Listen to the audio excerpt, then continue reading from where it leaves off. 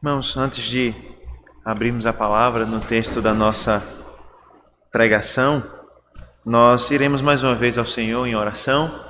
Vamos mais uma vez até o nosso Deus, colocar a nossa vida diante do Senhor, colocar a igreja diante do Senhor, crendo que esse momento é um momento muito importante para a vida da igreja, uma vez que nós nos colocamos diante de Cristo, uma vez que nós nos submetemos a Cristo e à sua vontade para vivermos por Ele e de acordo com Ele. Vamos orar ao Senhor nesse momento. Vamos baixar nossas cabeças e orar ao nosso Deus. Senhor, nós oramos ao Senhor, Pai, agradecidos por tudo o que já fizemos em Teu nome nessa noite, pela Tua palavra lida, Senhor Deus, pelos cânticos entoados. Nós Te louvamos, ó Deus, pela confissão, pela certeza do perdão. Nós louvamos o Teu nome, Deus, porque nós certamente já temos sido edificados pelo culto até aqui. E nesse momento, Pai, do culto, onde nós temos o privilégio de nos colocarmos diante do Senhor, nós queremos fazer isso, Pai, com toda a humildade de coração. Ó Deus, nos ensina, ó Pai, a sermos humildes.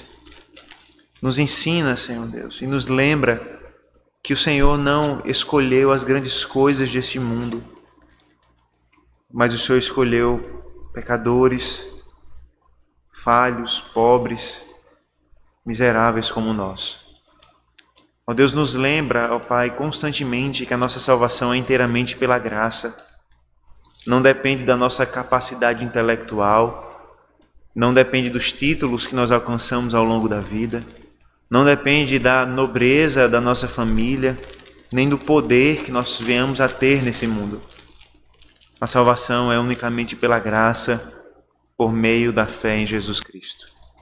Que nós, ó Deus, como a Tua igreja, jamais venhamos nos esquecer dessa gloriosa verdade e que o nosso coração não seja soberbo, que o nosso olhar não seja altivo diante do Senhor. Que o Senhor, Pai, nos ensine nessa noite a amar Cristo, a amar o Evangelho e a nos gloriar somente no Senhor. Que não haja entre nós, ó Pai, divisões, contendas, fruto do nosso orgulho, fruto de como nós pensamos de acordo com o mundo, mas que haja entre nós unidade verdadeira através do Evangelho de Cristo.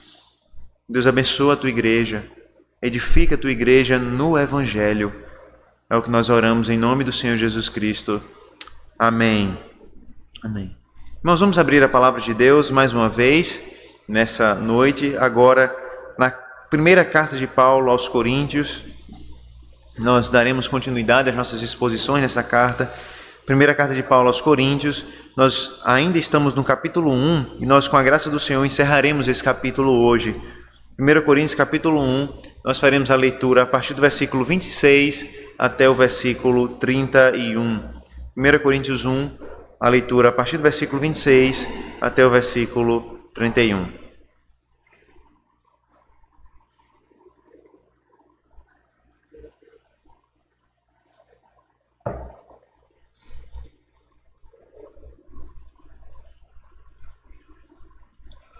Primeira Coríntios 1,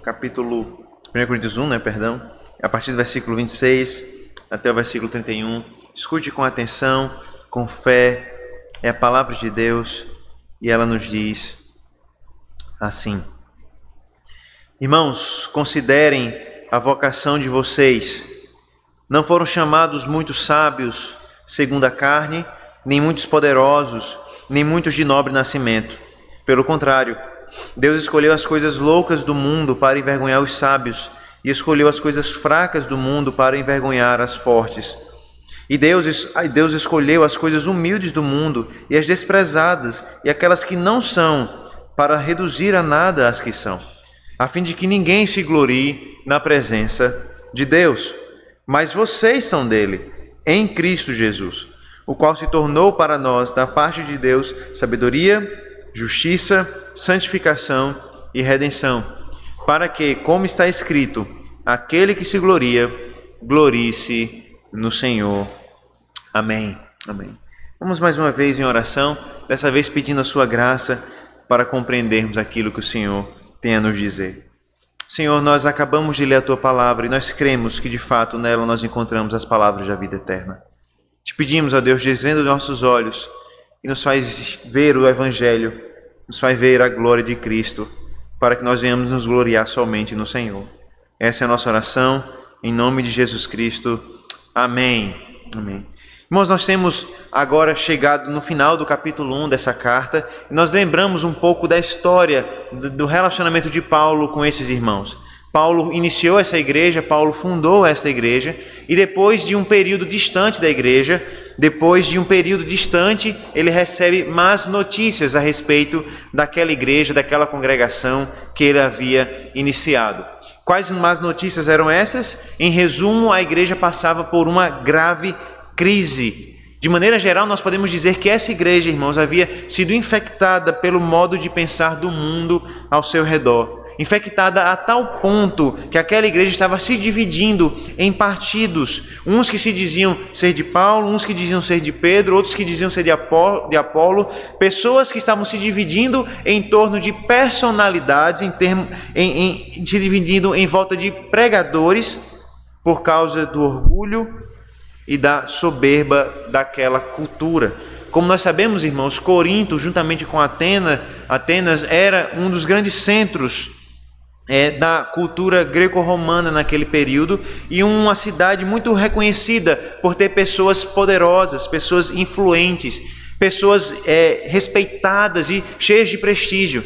Na cidade de Corinto existiam muitos filósofos renomados, oradores conhecidos, políticos influentes e assim por diante. Em outras palavras, era uma cidade muito importante, onde o prestígio, o poder, a sabedoria, o conhecimento dava o tom da sociedade e dizia em qual camada da sociedade alguém se encontrava. Naquela sociedade, o status, sem sombra de dúvidas, era muito importante para qualquer um. E parece então que essa mentalidade entrou na igreja. A igreja aprendeu com o seu contexto que se deveria avaliar as pessoas a partir do seu poder, da sua influência e até mesmo a partir da sua sabedoria, do seu conhecimento.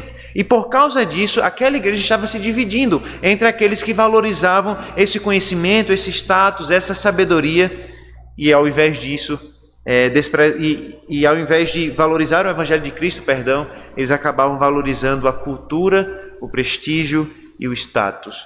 Algo não muito diferente do que nós vemos hoje. Certamente nós vamos comparar as semelhanças ao longo do texto. Mas o que nós percebemos desde a última semana é que se aquela igreja valorizava o prestígio, o status, a sabedoria humana, a filosofia daqueles dias, Paulo começou a ensinar qual é a verdadeira sabedoria. No último domingo, por exemplo, Paulo nos mostrou que, ao contrário do que se imagina, a mensagem da cruz é de fato a sabedoria de Deus. A mensagem da cruz, que todo o mundo considera ser uma loucura, Paulo nos ensina que é a sabedoria de Deus. A mensagem de um homem que veio ao mundo, sofreu por nós, morreu por nós, essa é a mensagem que de fato carrega a sabedoria de Deus e carrega o poder de Deus para a salvação.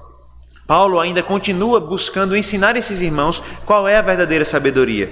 E hoje nós veremos que Paulo fará isso invertendo mais uma vez os valores desses irmãos. Se Paulo mostrou que a loucura do mundo não se compara à sabedoria da cruz de Cristo, Paulo vai mais uma vez inverter a lógica dos homens, mostrando que Deus, através da mensagem da cruz, que é considerada loucura para o mundo, escolheu as coisas mais insignificantes para serem um alvo da sua salvação.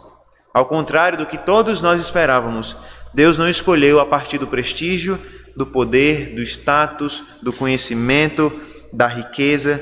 Deus escolheu conforme a sua graça, conforme o Evangelho de Cristo. Por isso, nessa noite, nós aprenderemos que Deus escolheu as coisas insignificantes deste mundo para que ninguém se glorie diante dele. Deus escolheu as coisas insignificantes desse mundo para que ninguém possa se gloriar diante dele. Nós veremos isso em dois momentos. Primeiro, nós vamos ver que ninguém pode se gloriar diante de Deus. Veja, o versículo 26 vai começar a nos mostrar essa verdade. Ninguém pode gloriar-se diante de Deus. Versículo 26 diz assim: Irmãos, considerem a vocação de vocês. Não foram chamados muitos sábios segundo a carne, nem muitos poderosos, nem muitos de nobre nascimento. Veja que Paulo começa esse trecho da sua carta, esse parágrafo da sua carta, com uma exortação muito simples. Irmãos, lembrem, considerem o chamado de vocês, a vocação de vocês. E a referência, irmãos, ao chamado aqui é o chamado de Deus na vida deles, é a vocação de Deus na vida deles. Em outras palavras, Paulo está dizendo: irmãos, lembrem-se como vocês foram salvos, lembrem-se de como vocês foram chamados por Deus para a salvação. Em outras palavras, Paulo está começando a fazer com que esses irmãos possam aplicar na sua própria vida a sabedoria de Deus, para então, aplicando na vida deles a sabedoria de Deus, enxergar a loucura dos pecados deles. Em outras palavras, esses irmãos deviam lembrar de como Deus havia salvado eles por meio de Cristo, como Deus havia chamado eles das trevas para a sua luz, e então, a partir disso, perceber como Deus não escolheu sábios, poderosos, nem nobres. A palavra de Deus nos diz que lembrem-se do seu chamado, lembrem-se como Deus chamou vocês das trevas para a sua maravilhosa luz, e lembrem-se que Deus não chamou muitos sábios, muitos poderosos, muitos influentes, muitos de nobre nascimento. Como nós falamos, irmãos, na cidade de Corinto, os oradores eram famosos, os filósofos eram cheios de prestígio, a nobreza, aqueles que vinham de famílias ricas, influentes, envolvidas na política, recebiam prestígio. E naquela cultura, assim como nos nossos dias, as pessoas eram medidas de acordo com o seu poder, a sua honra, a sua influência, a sua riqueza, o seu valor para a sociedade em termos políticos, educacionais e assim por diante. E como nós falamos, essa igreja havia comprado essa mentalidade, mas Paulo faz questão de lembrá-los de que o início deles não foi assim. Eles não foram chamados por isso. Eles não foram chamados porque eles possuíam grande sabedoria, grande poder ou grande nobreza. Pelo contrário, Paulo diz: irmãos, lembrem-se de como Deus chamou vocês. Lembrem-se do chamado de vocês.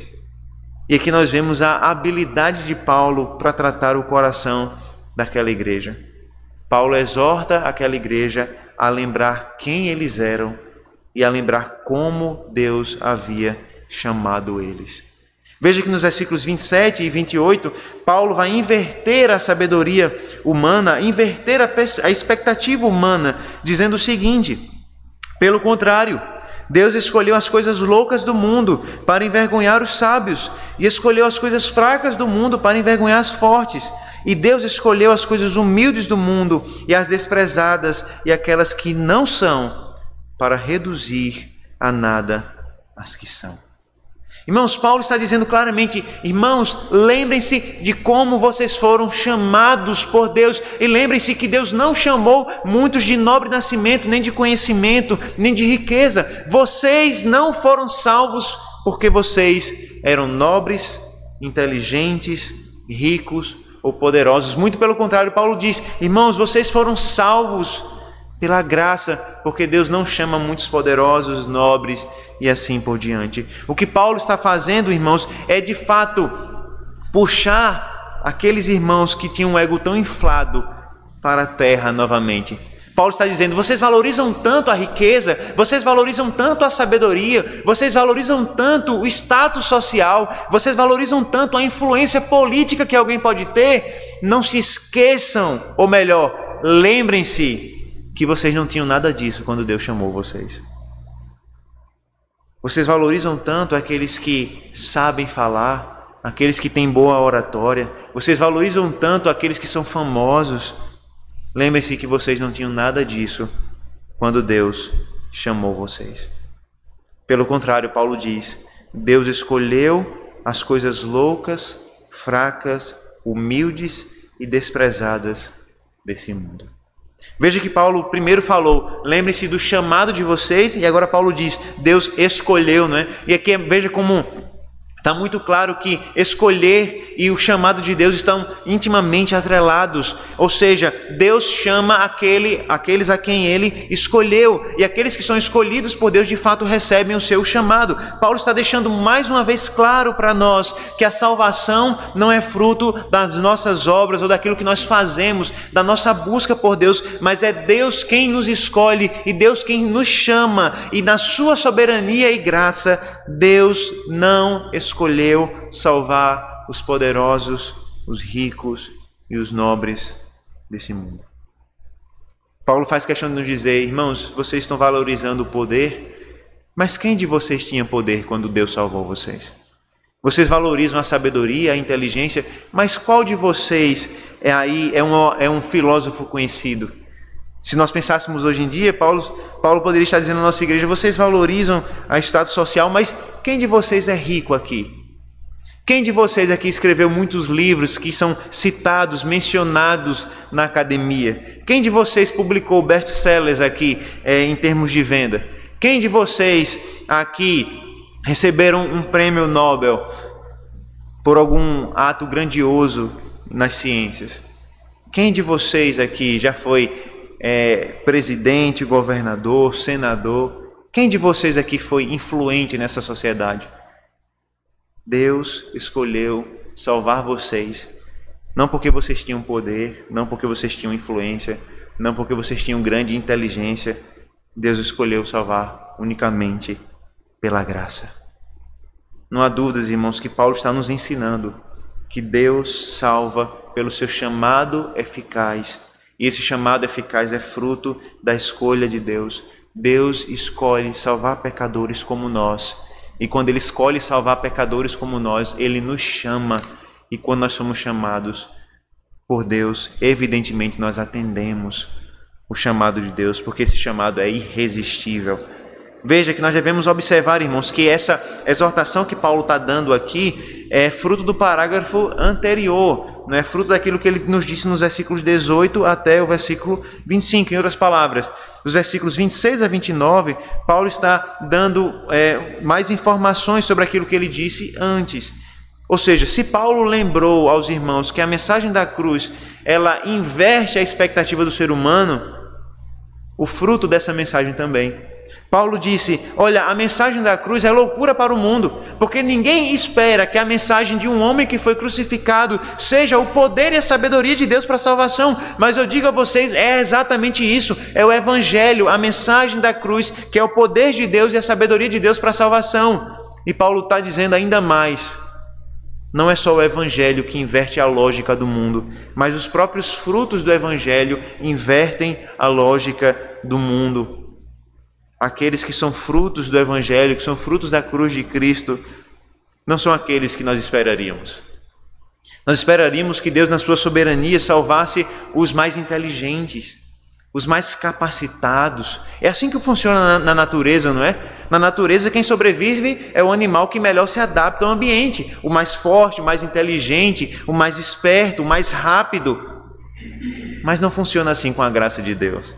Não funciona assim com a salvação de Deus. Os escolhidos, os chamados, não são os poderosos, não são os que melhor se adaptam a esse mundo, não são os mais inteligentes, não são os mais capacitados.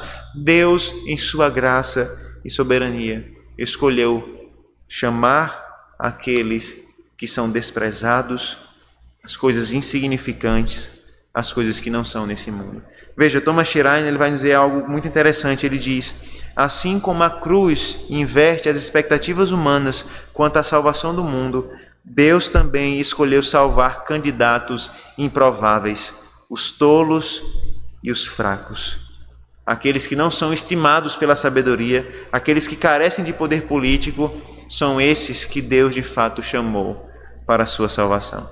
E essa escolha improvável, irmãos, tem um propósito muito claro. Deus não quis simplesmente contrariar a expectativa humana. Há um propósito nisso, e o propósito é trazer vergonha sobre aqueles que valorizam essas coisas.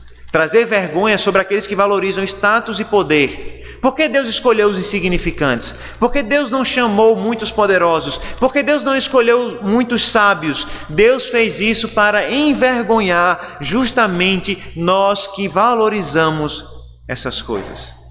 Versículo 27 nos diz que Deus escolheu os tolos para envergonhar os sábios, os fracos para envergonhar os fortes. Além disso, o Senhor escolheu os insignificantes e os desprezados, aqueles que são considerados nada, para que aqueles que são considerados alguma coisa, de fato sejam reduzidos a nada. Paulo certamente, irmãos, está falando de uma vergonha aqui, uma vergonha final, né? Uma vergonha escatológica, uma vergonha que virá no dia em que Jesus Cristo voltar. A verdade é que os poderosos desse mundo não vivem envergonhados, né?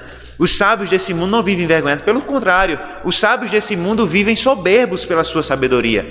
Os poderosos desse mundo vivem soberbos pelo seu poder, pelas suas riquezas. Os nobres desse mundo vivem soberbos por causa da nobreza que eles possuem.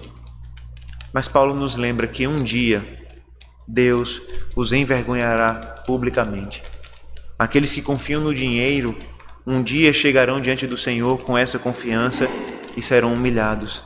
Aqueles que confiam no poder chegarão diante do Senhor um dia e serão humilhados. Aqueles que confiam na sua própria sabedoria, no seu próprio conhecimento, um dia chegarão diante do Senhor e serão humilhados.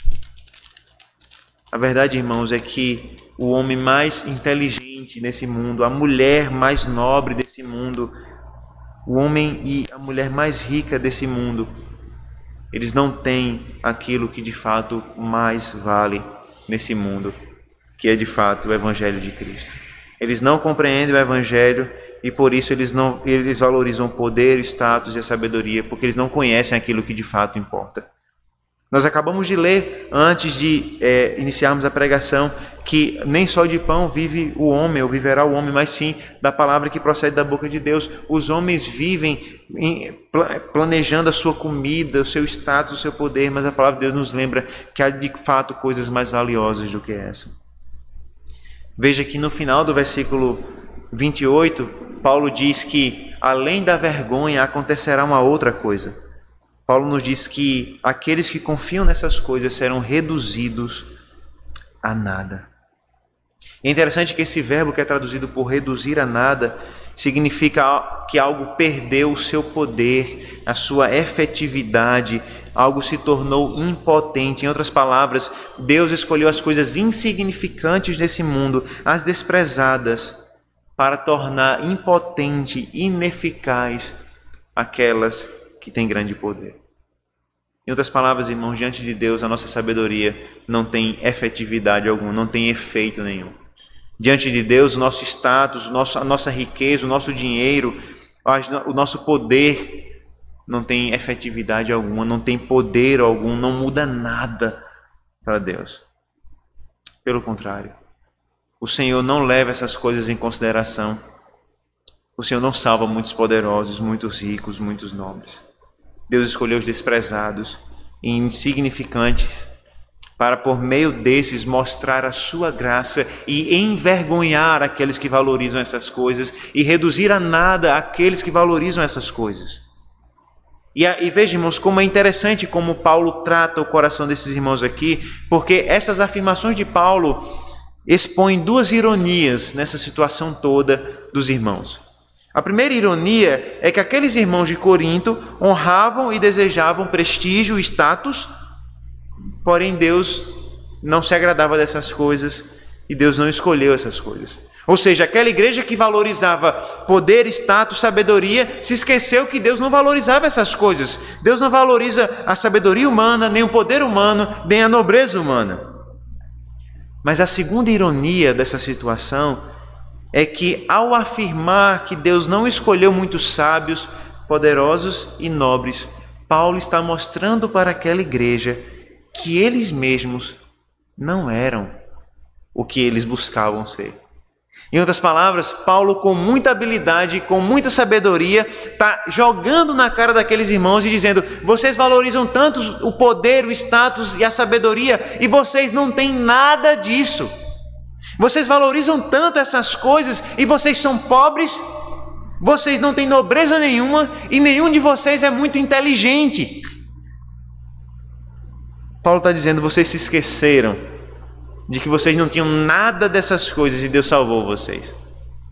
Ou seja, Paulo, de uma forma muito inteligente, está dizendo que aqueles irmãos não são inteligentes, não são nobres, não são ricos e não têm poder algum. É uma maneira muito inteligente e muito bonita de dizer essas coisas para alguém, não é? E Paulo está dizendo isso com muita habilidade e colocando na face daqueles irmãos a seguinte verdade: vocês valorizam as pessoas pelo que elas têm quando vocês não possuem nada. Vocês valorizam as pessoas pela inteligência que elas possuem, sendo que vocês também não são muito inteligentes. Vocês valorizam as pessoas pela sabedoria, pela retórica que ela tem, e nenhum de vocês é grande coisa. O orgulho nos cega. E quando nós somos soberbos, nós somos altivos, nós nos esquecemos da graça de Cristo no Evangelho. Paulo nos diz então que o supremo objetivo de toda essa escolha soberana de Deus está no versículo 29, é que ninguém se glorie na presença de Deus. Deus faz as coisas assim, Deus salva dessa forma, Deus escolheu o caminho da graça e não o caminho do mérito, para que no fim das contas ninguém se glorie na presença de Deus. O propósito de Deus em promover salvação desta maneira, em não promover salvação pelo mérito, mas sim pela graça, é para que ninguém possa se glorificar diante de Deus. Ninguém pode chegar diante de Deus e dizer que foi salvo pelo que fez, pelo que possui, pelo que tem. Porque Deus salva unicamente pela graça. Ninguém pode se vangloriar pelas conquistas que tem diante do Senhor. E lembre-se, a sociedade de Corinto, nesse sentido, é muito parecida com a nossa sociedade. Os nossos dias não são tão diferentes nesse aspecto em relação aos dias de Paulo e daquela igreja. A nossa sociedade continua valorizando dinheiro, continua valorizando poder, influência, status, títulos e assim por diante. E há, sim, um grande risco de nós valorizarmos tanto essas coisas e nós nos esquecermos que Deus não nos salvou por essas coisas, pelo contrário.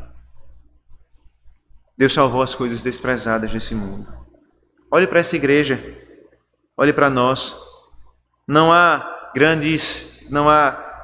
pessoas famosas aqui, não há pessoas ricas aqui, não há grandes políticos aqui, não há grandes oradores aqui, não há pessoas de fama, de renome, mas há pecadores que Deus por graça salvou. E isso é mais valioso do que qualquer riqueza, sabedoria, status que nós poderíamos conquistar. Porque a pessoa mais simples, que é alvo da salvação de Deus, se torna mais sábia do que até mesmo o maior cientista, o maior acadêmico que possa existir no mundo. Uma pessoa que não consegue escrever um parágrafo é mais sábia por meio do Evangelho do que alguém que consegue escrever livros, livros e livros.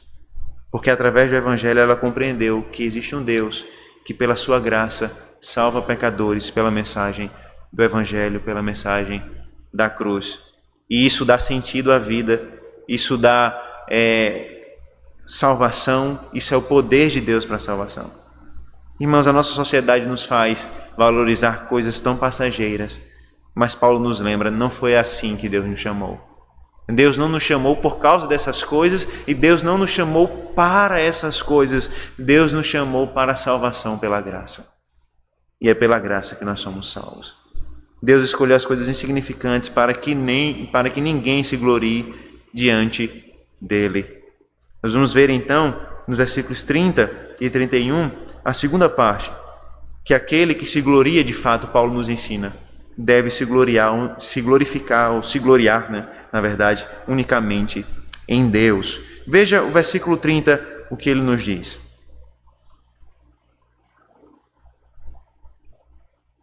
Mas vocês são dele, em Cristo Jesus, o qual se tornou para nós, da parte de Deus, sabedoria, justiça, santificação e redenção.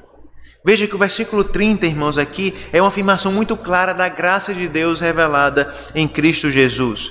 E é interessante que, literalmente, o versículo está nos dizendo o seguinte: mas dele, ou seja, por causa de Deus, em Deus, nós somos de Cristo. Talvez essa fosse uma tradução mais precisa.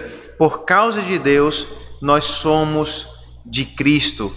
Nós estamos em Cristo, nós somos de Cristo. Ou seja, Paulo está nos mostrando, irmãos, que por causa da graça de Deus é que nós estamos em Cristo. E estar em Cristo, irmãos, significa que nós estamos na salvação. Em outras palavras, o que Paulo está nos dizendo aqui é que Deus é a fonte e a causa de nós estarmos em Cristo. Ele é a fonte da nossa salvação, Ele é a causa da nossa salvação. Deus é aquele que nos escolheu, aquele que nos chamou, como Paulo nos disse, para estarmos em comunhão com Cristo e para em comunhão com Cristo desfrutarmos da sua salvação.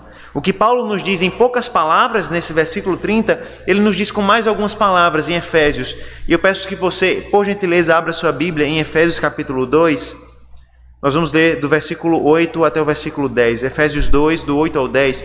E nós vamos ver que Paulo está nos dizendo, aqui em Corinto, com poucas palavras, aquilo que ele nos diz na carta aos Efésios, com um pouco mais de detalhes. Efésios 2, do versículo 8 a 10.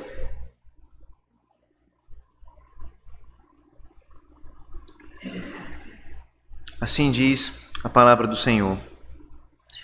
Porque pela graça vocês são salvos, mediante a fé, e isto não vem de vocês, é dom de Deus, não de obras para que ninguém se glorie, pois somos feitura dele, feituras de Deus, criados em Cristo Jesus para as boas obras, as quais Deus de antemão preparou para que andássemos nela. Em outras palavras, Paulo está nos dizendo, nós somos alvos da graça de Deus, e Deus é o autor da nossa salvação, Deus é a causa da nossa salvação, é Ele quem nos uniu a Cristo, e por causa dele nós estamos em Cristo, e estar em Cristo significa que nós temos salvação.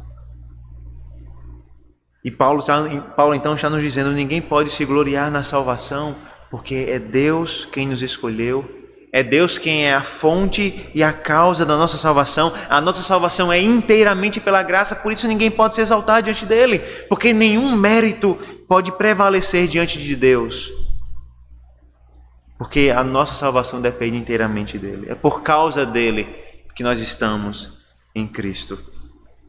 Interessante que um comentarista diz, tudo que os crentes têm, tudo que nós temos vem de Deus.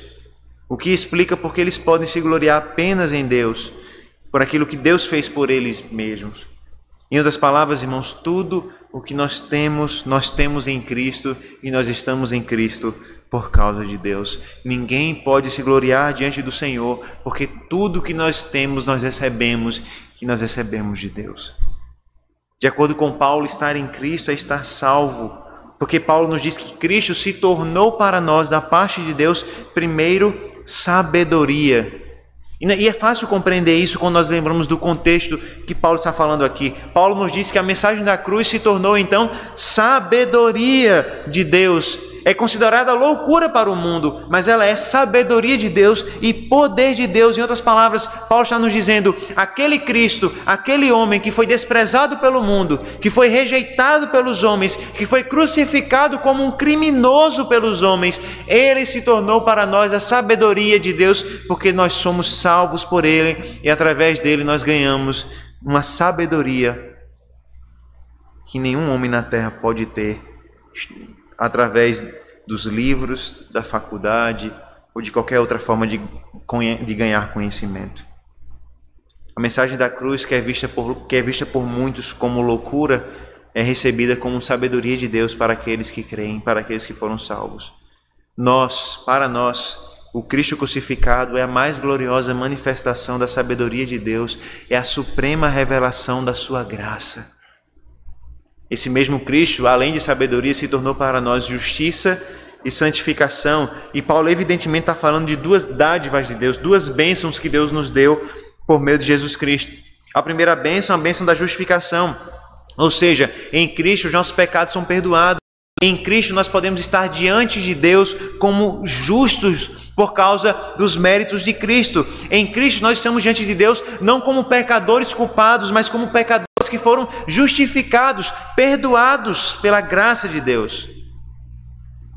Em Filipenses 3:9, Paulo nos lembra que a nossa justiça procede de Deus mediante Cristo Jesus e está baseada na fé, e é essa justiça que Paulo diz aqui, Jesus Cristo se tornou para nós, de Deus, justiça. Ele também se tornou para nós santificação. E aqui, irmãos, no Novo Testamento, a palavra santificação, sim, ela pode falar daquela santificação progressiva, quando a cada dia nós vencemos o pecado, nós abandonamos o velho homem e abraçamos a nova vida que temos em Cristo. Mas aqui a palavra santificação parece ter um significado um pouco diferente. Paulo nos diz que nós já alcançamos a justificação e já alcançamos a santificação em Cristo Jesus. Em outras palavras, Cristo é a nossa santificação e em Cristo nós já fomos santificados nele. Em outras palavras, Paulo está falando da santificação completa aqui. Paulo está falando da obra completa de Deus. Em Cristo Jesus, nós somos justos diante de Deus e nós somos santos diante de Deus. Cristo é sabedoria, é justificação, é santificação para nós. E ele diz também, ele é redenção. E é interessante que no mundo de Paulo, no mundo dos coríntios, a palavra redenção normalmente era utilizada para falar do pagamento que era feito para libertar algum escravo. Então você pagava um preço para que aquele escravo fosse liberto ou fosse comprado, né? Na verdade. A ideia então que Paulo parece utilizar aqui é que a redenção operada por Cristo se refere de fato a uma libertação do pecado, da morte e de Satanás que foi conquistada por Jesus Cristo. Ou seja, Paulo está nos mostrando que Jesus Cristo é, da parte de Deus para nós, redenção. Ele nos comprou com seu precioso sangue, ele nos libertou da escravidão do pecado, ele nos trouxe vida verdadeira, ele nos trouxe perdão dos pecados, nós fomos resgatados por ele, libertos por ele. E por meio dele nós temos verdadeira liberdade e vida. O que Paulo está nos dizendo, irmãos, é que toda a nossa salvação está em Cristo e nós estamos nele por causa de Deus. E por causa de Deus, em Cristo, nós recebemos sabedoria, justiça, santificação e redenção. Cristo se tornou todas essas coisas por nós. E é por causa dessa gloriosa verdade que Paulo vai dizer no versículo 31, para que, como está escrito, aquele que se gloria, glorie-se no Senhor. Como é fácil perceber aqui no texto, Paulo está citando outras palavras que não são palavras dele, né? Paulo diz, como está escrito. Ou seja, Paulo está citando um texto do Antigo Testamento. E o texto que ele está citando se encontra lá em Jeremias. Eu peço que você abra. Em Jeremias capítulo 9, nós vamos ler os versículos 23 e 24 e perceber como Paulo está mencionando esse texto de Jeremias aqui. Jeremias 9, versículos 23 até o 24.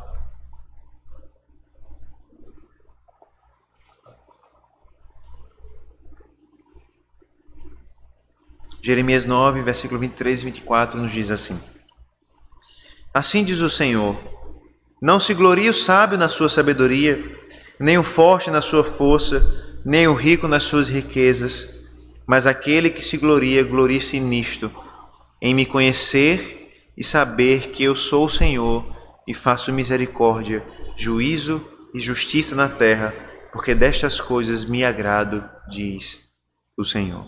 Veja, irmãos, que como é interessante que Paulo retira essas palavras de Jeremias e o contexto de Jeremias parece estar falando de algo muito parecido com aquilo que Paulo está falando na sua carta, não é? Porque no livro do profeta Jeremias, o Senhor está advertindo o sábio, o forte e o rico. E Deus está dizendo então, sábio, não se glorie na sua sabedoria. Forte, não se glorie na sua força.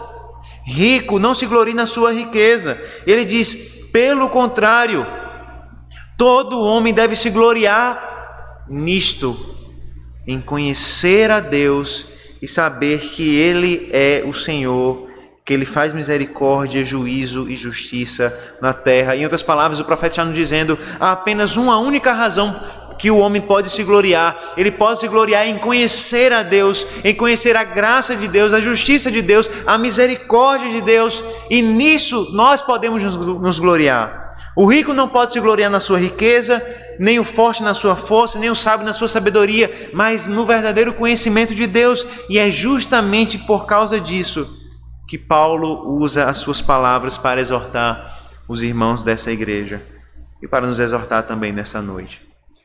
Paulo nos diz, não se esqueça, a riqueza não é digna de glória. A sabedoria não é digna de glória. A força não é digna de glória. Mas se nós estamos em Cristo, Ele sim é da parte de Deus para nós sabedoria, justiça, santificação e redenção. E por meio dele nós podemos de fato nos gloriar somente no Senhor.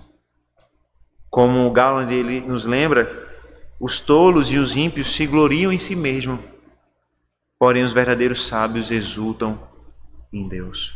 Os ímpios, aqueles que não conhecem o Senhor, como eles não conhecem a riqueza do Evangelho, eles não têm outra coisa a não ser se glorificar ou se gloriar naquilo que eles possuem. Mas nós temos Deus. Nós temos em Deus Cristo Jesus. E em Cristo nós temos de fato motivos para encontrar glória, para encontrar alegria, para nos orgulhar. Nós podemos nos gloriar daquilo que nós recebemos em Cristo. Nós somos chamados para isso. Nós devemos nos gloriar somente no Senhor, porque por meio de Cristo nós temos de fato verdadeira, eterna e gloriosa salvação. Nós podemos nos gloriar em Cristo, porque em Cristo nós temos sabedoria, em Cristo nós temos justiça, em Cristo nós temos santificação, em Cristo nós temos redenção. Enquanto os homens se gloriam em todas essas coisas passageiras que nós já mencionamos aqui, nós podemos gloriar naquilo que de fato é eterno, naquilo que de fato tem valor eterno. Nós podemos de fato nos gloriar no Senhor. Lembre-se, aquele que é salvo, foi salvo pela graça unicamente por meio do Senhor Jesus Cristo. A justiça que nós recebemos é mediante Cristo por meio da fé. Porque Deus, em sua graça, não escolheu salvar muitos nobres, poderosos, sábios, mas pela sua graça e soberania, Ele escolheu salvar pecadores como nós, insignificantes, mais um no meio de uma sociedade de milhões, mas alvos de um amor eterno, soberano, gracioso. Creia nesse Deus que salva pecadores como nós. Creia nesse Cristo que salva insignificantes como nós. Creia no Deus que não voltou o seu amor para os poderosos desse mundo, mas sim para pecadores simples, pequenos, alguns entre uma grande multidão, alvos, de fato, da graça de Deus em Cristo Jesus. E ao crer nisso, e ao lembrar disso, glorie-se, mas glorie-se no Senhor. Vamos orar ao Senhor nesse momento? Senhor, nós nos gloriamos em Ti, ó Pai. Nós nos gloriamos no Senhor, porque nós somos salvos pela Tua graça. Não há entre nós ricos, poderosos, sábios, de renome. O que há, ó Deus, entre nós são pecadores simples, pequenos, pecadores que o Senhor amou, chamou, escolheu e que em Cristo receberam redenção, sabedoria, justiça e santificação. Louvado seja o Teu nome, ó Pai, porque nós, pessoas tão insignificantes, somos alvos do Teu grande amor e da Tua grande graça.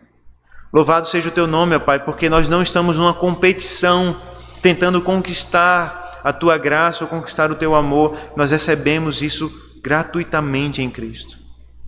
Nós louvamos o Teu nome, ó Deus, porque em Tua infinita sabedoria, antes de todas as coisas existirem, o Senhor decidiu salvar pecadores como nós, para envergonhar aqueles que valorizam status, poder nesse mundo, para que no dia do juízo final eles sejam reduzidos a nada. E nós, pecadores humildes, possamos nos gloriar então no Senhor. Nos ensina, ó Pai, nos ensina a nos gloriar unicamente no Senhor. Nos ensina que a nossa sabedoria não compra o Teu favor, que as nossas obras não são capazes de comprar o Teu favor a nós, mas é somente por causa da Tua graça em Cristo que nós somos salvos. Nos lembra disso continuamente, para que nós venhamos nos gloriar somente no Senhor.